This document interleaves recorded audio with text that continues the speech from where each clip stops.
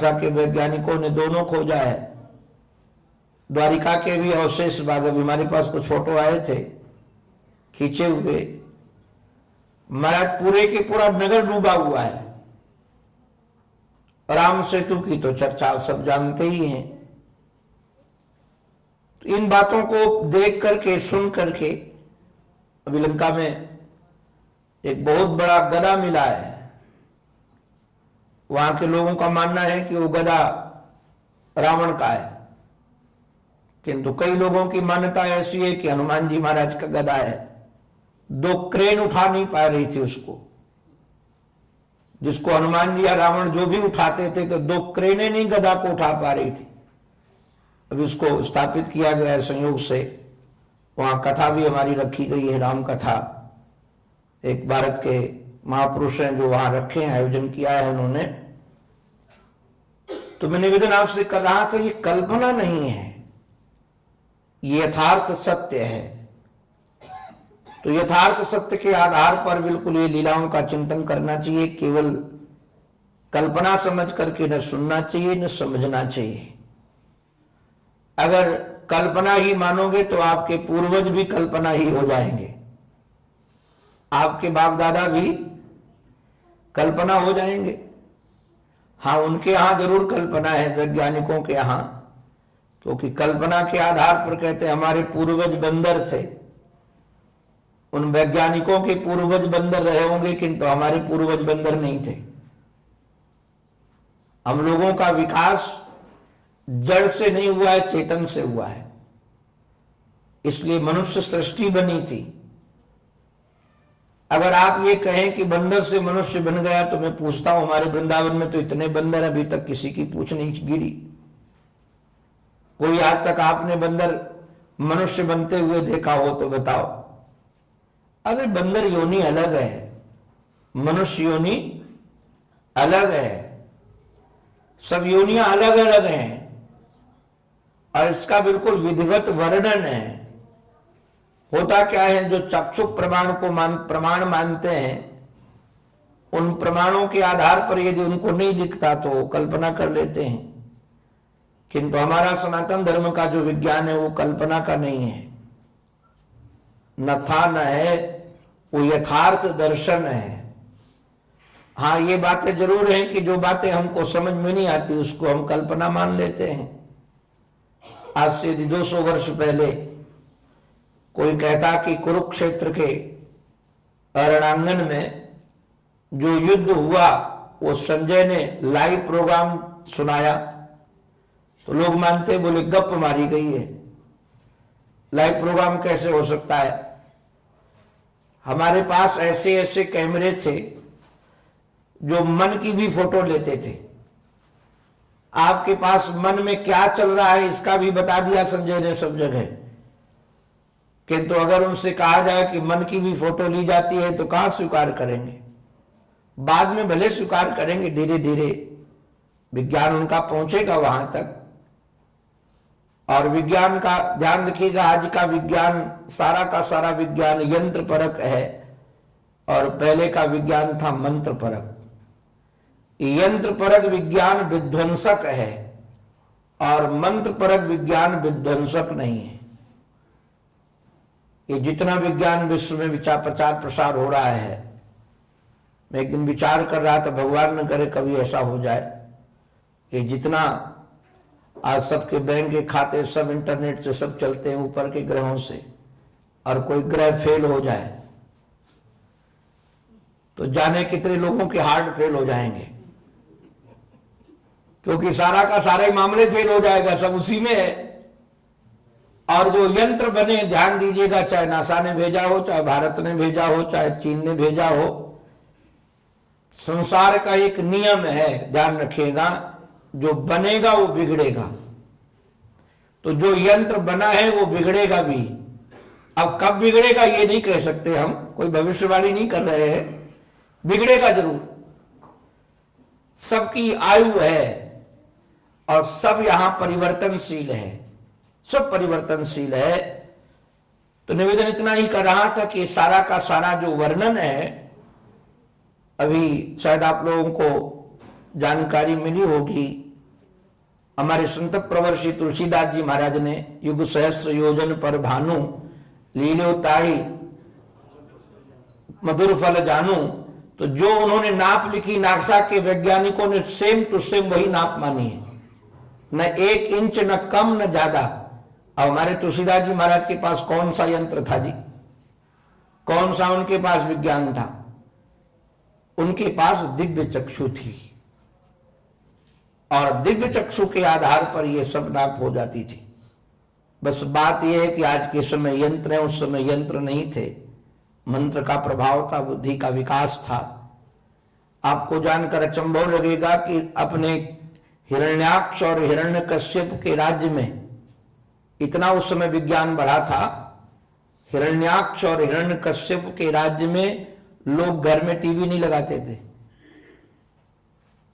वहां कहते थे लोग, ऐ आकाश मुझे चित्र विचित्र चित्र दिखा, तो आकाश में ही फिल्म चालू हो जाती थी। न विद्युत की जरूरत पड़ती थी, न किसी किरणों की जरूरत पड़ती थी, आकाश ही पर्दा बन जाए और आकाश में फिल्म दिखने लगे। आज के समय कहा जाए तो आप कल्पना मानोगे कि नहीं मानोगे? अच्छा एक बात बताओ, बिना पर्दे के भी फिल्म दिखाई जा सकती है, इसका प्रमाण आपके शरीर के अंदर ही है। ये फिल्म महाराज जो स्वप्न का विज्ञान आप देखते हो कि नहीं, वहां कौन सा पर्दा है जी, कौन सा कनेक्शन लिया है किस चैनल से आपने? एक से एक बढ़िया चित्र दिखाता है आपका मन, स्वप्न जगत में दिखाता है। और जो हमारे ब्रह्मांड में है वही हमारे पिंड में है, और जो हमारे पिंड में है वही हमारे ब्रह्मांड में है। आपका एक शरीर चलता हुआ भी एक ब्रह्मांड है, इसमें सारा मामला है। तो ये रहस्यात्मक जो बात है, इसको ध्यान देने लायक है। श्री हनुमंतलाल जी महाराज ने यात्रा प्रारंभ की, और ये यात्रा इनकी ऐसी कोई विमान पर आरूढ़ होकर के नहीं जा रहे हैं। जिम अमोघ रघुपति कै बाना, बाण के समान जा रहे हैं। तो मैंने निवेदन कर रहा था कि हमारे पुराणों में, जिसके लिए मैंने इतनी भूमिका बनाई आपको बताने के लिए, पुराणों में ऐसा वर्णन है कि पहले इन पहाड़ों में पंख थे। ये जितने बड़े बड़े पहाड़ हैं, इन पहाड़ों में पंख थे। ये पहाड़ भी उड़ते थे और उड़ करके कहीं भी बैठ जाते थे। अब कोई बड़ा पहाड़ उठ करके आकर के बैठ गया तो नगर के नगर चौपट, बस्तियां की बस्तियां चौपट, तो लोग घबराते रहते, कौन पहाड़ कब उड़ेगा और कहां बैठ जाएगा क्या पता। तो महाराज इन्होंने सबने मिलकर के देवताओं से प्रार्थना की कि इन पहाड़ों के पंख काट दिए जाए। अगर ये पंख इनमें बने रहेंगे तो ये उड़ने का काम इनका चलता रहेगा। तो पंख कौन काटेगा? तो इंद्र से प्रार्थना की, तो इंद्र ने वज्र से इन पहाड़ों के पंख काटे। और जब पहाड़ों के पंख काटे तो मैनाक बड़ा चतुर था, ये हिमालय का बेटा था, और भगवती मांबा जगदम्बा पार्वती का भाई था, और बड़ा चतुर था। तो ये भागा वहां से कि हमारे भी पंख काट दिए जाएंगे।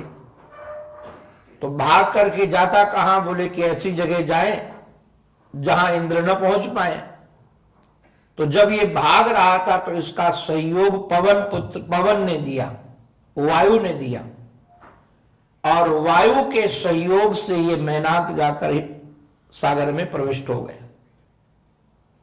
देखो ध्यान रखने लायक बात यह है, कई बार जो हमारे पूर्वज किसी का सहयोग करते, उसका फल भी हमको मिल जाता है। हमारे पूर्वजों का किया हुआ सहयोग का फल भी हमको मिल जाता है। अभी हनुमंतलाल जी महाराज के जीवन की जो विलक्षणता है, इनके पिताजी ने सहयोग किया था, पवन ने। वैसे श्री हनुमंतलाल जी महाराज के कथा के प्रसंग में आप लोग जानते हैं, ये पवन पुत्र भी हैं, केसरी नंदन भी हैं, और अंजनी सुवन तो कहते ही हैं, केसरी नंदन भी हैं, पवन पुत्र भी हैं। और श्री हनुमंतलाल जी महाराज का इतने लोगों के साथ ये संबंध की चर्चा की, इसमें हेतु है, इसका कारण है, इसको आप लोग समझ लेंगे। वैसे तो रामचरितमानस में जहां सिंगी ऋषि ने यज्ञ किया है राम की प्राप्ति के लिए, तो वहां वर्णन है कि जब अग्नि देवता प्रकट हुए, अग्नि देवता के हाथ में चरु थी, तो वह चरु श्री राजाधिराज श्री दशरथ जी महाराज के हाथ में दी गई। तो राजाधिराज श्री दशरथ जी महाराज ने उस चरु के 2 हिस्से किए, और प्रथम जो हिस्सा था वह हिस्सा कौशल्या मैया को दे दिया, और द्वितीय भाग जो बचा था उसके 2 टुकड़े किए गए, और 2 टुकड़े करके जो एक टुकड़ा था वह कैकेयी मां को दिया गया। अब 2 के जो एक महाराज के दूसरे के जो 2 किए गए तो उसका 1 बच गया, उसके पुनः 2 टुकड़े किए गए और कौशल्या और कैकेयी के हाथ में रख करके सुमित्रा को दिलाया गया। ये हमारे श्री संत प्रवर श्री तुलसीदास जी महाराज के द्वारा चरु वितरण का वर्णन है। किंतु दक्षिण के रामायणों में हमको युक्ति बहुत अच्छी लगती है, और कई पुराणों में, क्योंकि पुराण में कल्प भेद से कथाएं कही जाती हैं, कई कल्प भेद से कथाएं कही जाती हैं, तो पुराणों में कई जगह हमको ये पढ़ने को मिला, मुझे बहुत अच्छी युक्ति लगी है कि दशरथ जी महाराज ने एक कल्प में तीनों रानियों को बराबर बराबर दिया, और जब बराबर बराबर चरु दी तो तीनों माताएं प्रसन्न होकर, महाराज आनंदित होकर के, प्रमुदित होकर चरु लेकर के भवन में जा रही थी कि इष्ट देवता को भोग लगा करके पाएंगी। और यज्ञशाला से जब भवन की ओर गमन कर रही थी तो पहले हमारी कौशल्या मैया चल रही थी, और उनके पीछे पीछे कैकेयी मैया, लास्ट में थी सुमित्रा मैया।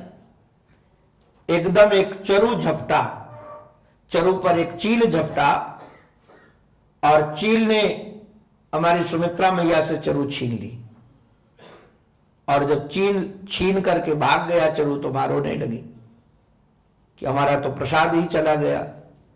तो कौशल्या मैया ने कहा कि बहन दुखी मत हो, मेरे पास में है। तो उन्होंने, कौशल्या मैया ने जो अपना चरु था उसका आधा हिस्सा सुमित्रा को दे दिया, और कैकेयी मैया ने जब देखा तो वो भी प्रमुदित होकर के सोचने लगी बहन ने इतनी उदारता दिखाई तो हम भी करेंगे। उन्होंने भी अपने चरु का आधा हिस्सा दे दिया सुमित्रा को। तो डबल हिस्सा किसके पास पहुंचा? अरे बोल दिया करो भाई, सुमित्रा के पास। कैकेयी मैया ने दिया, कौशल्या मैया ने, सुमित्रा मैया के पास डबल पहुंच गया। तो डबल किसको हुए? संतान 2 हुए। किंतु वो जो चरु चील ले गया था उसका क्या हुआ? तब बताया कि वो चील पर कई चील झपट पड़े। जब कई चील झपट पड़े उसको खाने के लिए, तो प्राण बचाने के लिए उस चील ने चरु को छोड़ दिया। अब वह चरु भूमि में गिरेगी तो नष्ट हो जाएगी। तो श्री पवन देवता ने विचार किया कि इतनी कीमती चरु या भूमिगत होते ही नष्ट हो जाएगी, तो पवन देवता ने उसको संभाल लिया। किंतु करें तो क्या करें? तो उनको पता था कि इस समय गंधमादंड पर्वत पर श्री केसरी जी महाराज पुत्र प्राप्ति के लिए आराधना कर रहे हैं। तो वह चरु ले जाकर के और केसरी के गोद में जो गिराया, तो केसरी को लगा कि भगवान ने कृपा करके हमको ये प्रसाद दिया है, और वो प्रसाद जाकर के खिला दिया, अंजना मां को दिया, तो उससे श्री हनुमंत लाल जी महाराज का प्राकट्य हुआ। तो ये पवन पुत्र भी हैं और केसरी नंदन भी हो गए। कई जगह तो ऐसा भी वर्णन है कि आराधना कर रही थी केसरी मां, अपने अंजना मां, और केसरी भी आराधना कर रहे थे। तो अकस्मात अंजना मां का उत्तरी उड़ गया, जो ओढ़े थी, पवन का झोंका चला और उनको लगा कि किसी ने हमारा स्पर्श किया है। स्पर्श करने वाला व्यक्ति नजर नहीं आया, किंतु किसी ने स्पर्श किया है या उनको अनुभव हुआ। तो कई लोगों का मानना है कि मानस संकल्प से स्पर्श करके पवन देवता ने भी आपने महाराज इनका संस्पर्श किया था, उससे हमारे श्री हनुमंत लाल जी महाराज प्रकट हुए। तो श्री हनुमंत लाल जी महाराज का संबंध पवन से है, वायु से है, और वायु ने सहयोग किया था, वायु देवता ने मैनाक का। तो हिमालय महाराज का ये पुत्र और छुपा हुआ था सागर में। सागर ने कहा कि तुम्हारा कर्तव्य है कि इतना लंबा सफर है इनका, 100 योजन का सागर, ये थक जाएंगे, और थक जाएंगे तो गिरने के चांस भी हैं, इसलिए आप अपने ऋण से उऋण हो। पवन देवता ने सहयोग किया था तुम्हें यहां पहुंचाने का, तो तुम भी इनको वहां पहुंचाने का सहयोग करो। और ये सोने का पहाड़ महाराज प्रकट हो गया। सोने का जब पहाड़ प्रकट हो गया और हाथ जोड़ करके मैनाक ने कहा कि आप थोड़ी देर विश्राम करो, किंतु बड़ी रसीली भाषा है। श्री हनुमंत लाल जी महाराज ने कहा, राम काज कीन्हे बिनु मोहि कहां विश्राम। जब तक राम काज नहीं करूंगा तब तक विश्राम मिलने का नाम। अच्छा महाराज, श्री हनुमंत लाल जी महाराज को राम काज किए बगैर विश्राम नहीं लेना है, और अपने राम को काम काज किए बगैर काम नहीं बनना है।